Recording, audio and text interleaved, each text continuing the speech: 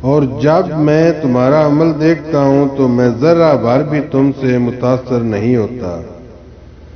کتنا مشکل ہوتا ہے اسلام کے بارے میں تمہارا لیکچر سننا، میں تمہیں بتا نہیں سکتا۔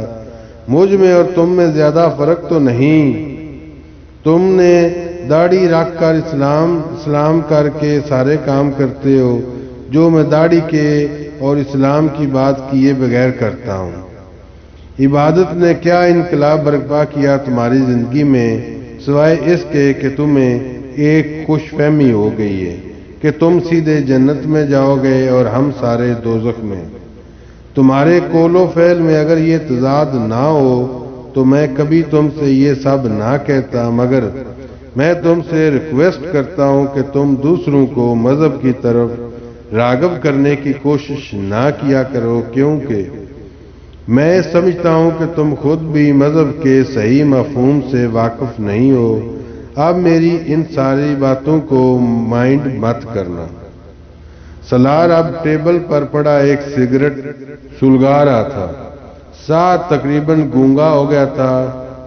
ٹھیک ہے، مجھ سے کچھ غلطیاں ہو جاتی ہیں، مگر اللہ انسان کو معاف کر دیتا، اور میں نے کبھی یہ تو نہیں کہا کہ میں بہت ہی اچھا مسلمان ہوں اور میں ضرور جنت میں جاؤں گا، لیکن میں اگر ایک اچھا کام کرتا ہوں تو دوسروں کو اس کی ہدایت کرتا ہوں تو یہ اللہ کی طرف سے مجھ پر فرض ہے۔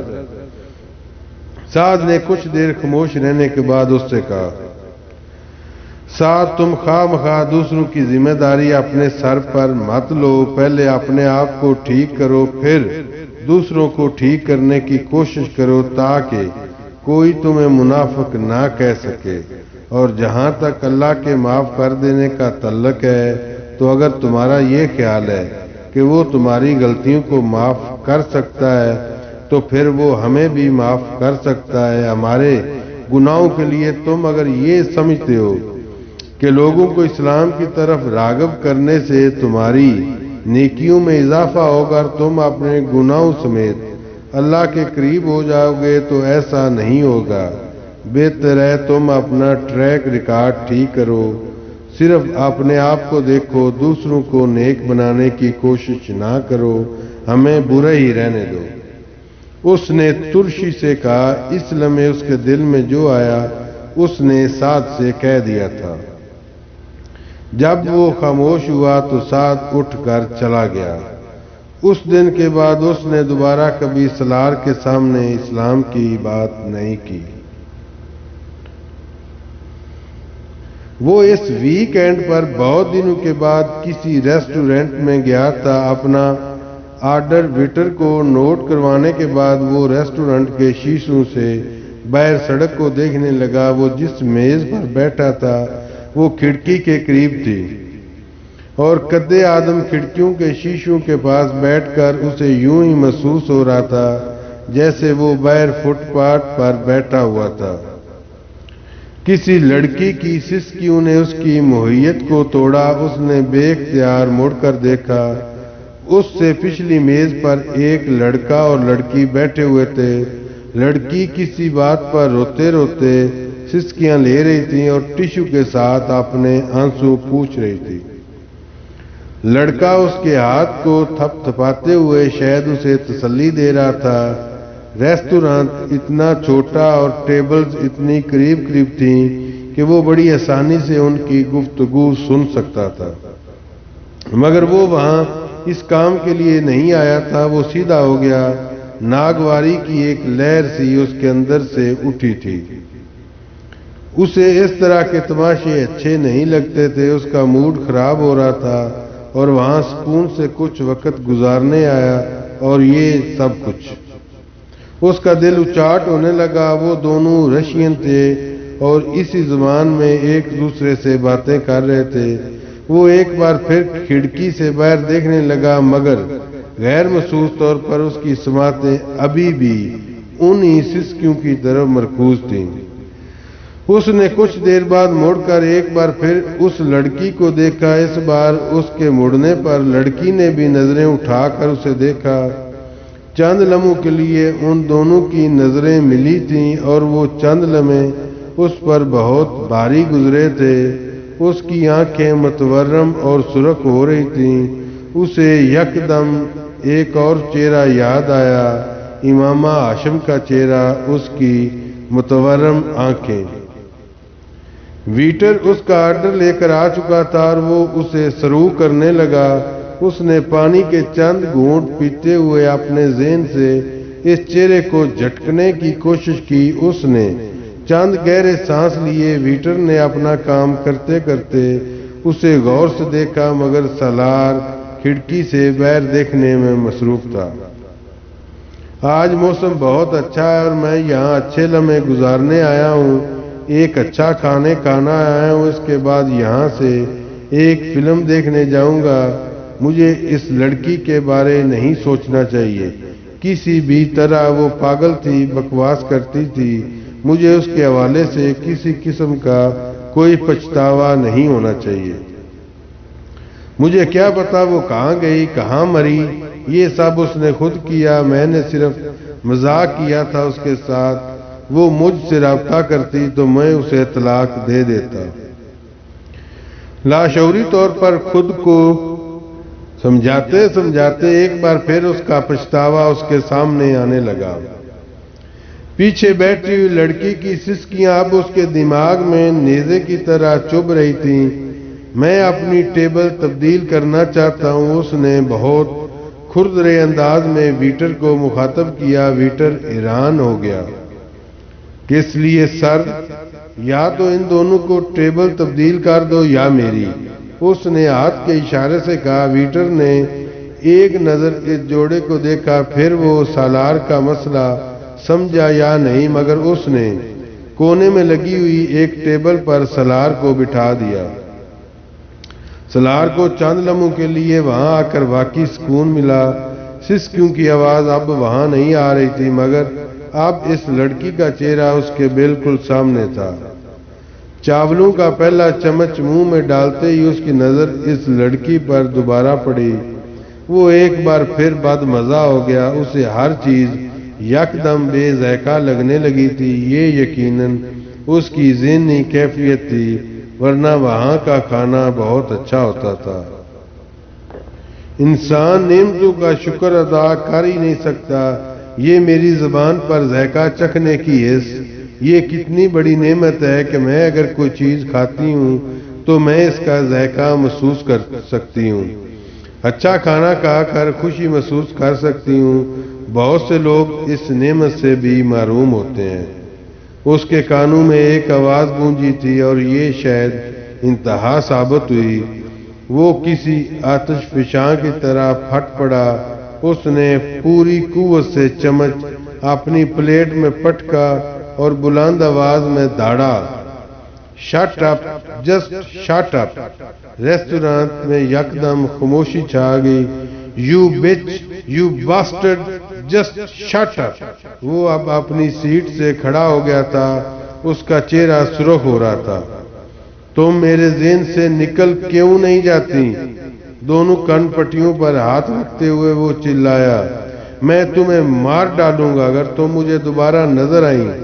وہ ایک بار پھر چلایا اور پھر اس نے اب پانی کا گلاس اٹھا کر پانی پیا، اور اس وقت پہلی بار اسے ریسٹورانٹ میں بیٹھے ہوئے لوگوں، ان کی نظروں کا احساس ہوا اور وہ سب اسے دیکھ رہے تھے۔ ایک ویٹر اس کی طرف آ رہا تھا، اس کے چہرے پر تشویش تھی۔ آپ کی طبیعت ٹھیک ہے سر؟ سالار نے کچھ بھی کہے بغیر اپنا والٹ نکالا اور چند کرنسی نوٹ ٹیبل پر رکھ دیے۔ ایک لفظ بھی مزید کہے بغیر وہ ریسٹورانٹ سے نکل گیا۔ وہ امامہ نہیں تھی، ایک بھوت تھا جو اسے چمٹ گیا تھا۔ وہ جہاں جاتا وہ وہاں ہوتی، کہیں اس کا چہرہ، کہیں اس کی آواز، اور جہاں یہ دونوں چیزیں نہ ہوتی وہاں سالار کا پچھتاوا ہوتا۔ وہ ایک چیز بھولنے کی کوشش کرتا، دوسری چیز اس کے سامنے آ کھڑی ہو جاتی۔ بعض دفعہ وہ اتنا مشتعل ہو جاتا کہ اس کا دل چاہتا کہ وہ اسے دوبارہ ملے تو اس کا گلا دبا دے یا اسے شوٹ کر دے۔ اسے اس کی ہر بات سے نفرت تھی۔ اس رات اس کے ساتھ سفر میں گزارے ہوئے چند گھنٹے اس کی پوری زندگی کو تباہ کر رہے تھے۔ مگر آپ کیوں آ رہے ہیں؟ سالار نے جھنجھلا کر اپنے سب سے بڑے بھائی سے پوچھا۔ وہ دونوں فون پر باتیں کر رہے تھے اور اس نے سالار کو چند دنوں بعد نیو ہیمن آنے کی اطلاع دی تھی۔ سالار اس وقت روٹین کی زندگی گزار رہا ہوتا تو وہ اس اطلاع پر یقیناً خوش ہوتا، مگر اس وقت ذہنی ابتری کے جس دور سے گزر رہا تھا، اس میں کامران کا آنا اسے بے حد ناگوار گزر رہا تھا اور وہ یہ ناگواری چھپا بھی نہیں سکا۔ کیا مطلب ہے تمہارا؟ کیوں آ رہے ہیں؟ تم سے ملنے کے لیے آ رہا ہوں۔ کامران اس کے لہجے پر کچھ حیران ہوا۔ اور پاپا نے بھی کہا ہے کہ میں تم سے ملنے کے لیے جاؤں۔ وہ اونٹ بجے اس کی بات سنتا رہا۔ تم مجھے ایئرپورٹ سے پک کر لینا، میں تمہیں ایک دن پہلے اپنی فلائٹ کی ٹائمنگ کے بارے میں بتا دوں گا۔ کچھ دیر ادھر ادھر کی باتیں کرتے رہنے کے بعد اس نے فون بند کر دیا۔ 4 دن کے بعد اس نے کامران کو ایئرپورٹ سے ریسیو کیا۔ وہ سالار کو دیکھ کر حیران رہ گیا۔ تم بیمار ہو؟ اس نے چھوٹتے ہی سالار سے پوچھا۔ نہیں، میں بالکل ٹھیک ہوں، سالار نے مسکرانے کی کوشش کی۔ لگ تو نہیں رہے ہو؟ کامران کی تشویش میں کچھ اور اضافہ ہونے لگا۔ وہ آنکھوں میں آنکھیں ڈال کر بات کیا کرتا تھا، آج خلاف معمول وہ آنکھیں چرا رہا تھا۔ گاڑی ڈرائیو کرتے ہوئے بھی وہ بہت غور سے سالار کو دیکھتا رہا۔ وہ بے حد احتیاط سے ڈرائیو کر رہا تھا۔ کامران کو حیرانی ہوئی تھی، وہ اس قدر ریش ڈرائیو کرتا تھا کہ اس کے ساتھ بیٹھے ہوئے بڑے سے بڑا جیدار آدمی ڈرتا تھا۔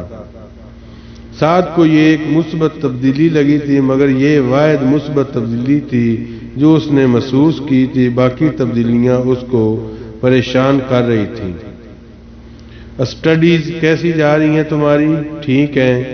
اس سفر کے دوران بھی اس طرح کے جواب ملتے رہے تھے۔ یہ اس کے اپارٹمنٹ کی حالت تھی جس نے کامران کے اضطراب کو اتنا بڑھایا کہ وہ کچھ مشتعل ہو گیا تھا۔ یہ تمہارا اپارٹمنٹ ہے سالار؟ مائی گاڈ! سالار کے پیچھے اس کے اپارٹمنٹ میں داخل ہوتے ہی وہ چلا اٹھا۔ سالار اپنی چیزوں کو جس طرح منظم رکھنے کا عادی تھا، وہ نظم و ضبط وہاں نظر نہیں آ رہا تھا۔ وہاں ہر چیز ابتر حالت میں نظر آ رہی تھی۔ جگہ جگہ اس کے کپڑے، جرابیں اور جوتے بکھرے پڑے تھے۔ کتابوں اور اخباروں اور میگزین کا بھی یہی حال تھا۔ کچن کی حالت سب سے بری تھی اور باتھ روم کی اس سے بھی زیادہ۔ کامران نے کچھ شاک کی حالت میں پورے اپارٹمنٹ کا جائزہ لیا۔ کتنے ماہ سے تم نے صفائی نہیں کی؟ میں ابھی کر دیتا ہوں، سالار نے سرد موری کے عالم میں چیزیں اٹھاتے ہوئے کہا۔ تم اس طرح رہنے کے عادی تو نہیں تھے، اب کیا ہوا؟ کامران بہت پریشان تھا۔ کامران نے اچانک ایک میز پر سگریٹ کے ٹکڑوں سے بڑی ایش ٹرے کے پاس جا کر سگریٹ کے ٹکڑوں سونگھنا شروع کر دیا۔ سالار نے چبھتی ہوئی تیز نظروں سے اپنے بڑے بھائی کو دیکھا مگر کچھ کہا نہیں۔ کامران نے چند لمحوں کے بعد وہ ایش ٹرے نیچے پٹک دیا۔ Salar, what are you up to this time? مجھے صاف صاف بتاؤ، مسئلہ کیا ہے؟ ڈرگز استعمال کر رہے ہو تم؟ نہیں، میں کچھ استعمال نہیں کر رہا۔ اس کے جواب نے کامران کو خاصا مشتعل کر دیا۔ وہ اسے کندھے سے پکڑ کر تقریباً کھینچتے ہوئے باتھ روم کے آئینے کے سامنے لے آیا۔ شکل دیکھو اپنی، ڈرگ ایڈکٹ والی شکل ہے یا نہیں؟ اور حرکتیں تو بالکل ویسی ہیں، دیکھو، نظریں اٹھاؤ، اپنا چہرہ دیکھو اپنا۔ وہ اسے اب کالر سے کھینچتے ہوئے کہہ رہا تھا۔ سالار آئینے میں اپنے آپ کو دیکھے بغیر بھی جانتا تھا کہ وہ اس وقت کیسا نظر آ رہا ہوگا۔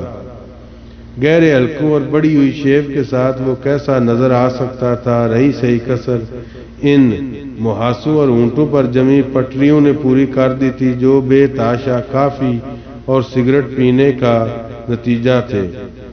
محاسوں کی وجہ سے اس نے روز شیو کرنی بند کر دی تھی۔ کچھ ناراضی کے عالم میں اس نے کامران سے اپنا کالر چھڑایا اور آئینے پر نظریں دوڑائے بغیر باتھ روم سے نکلنے کی کوشش کی۔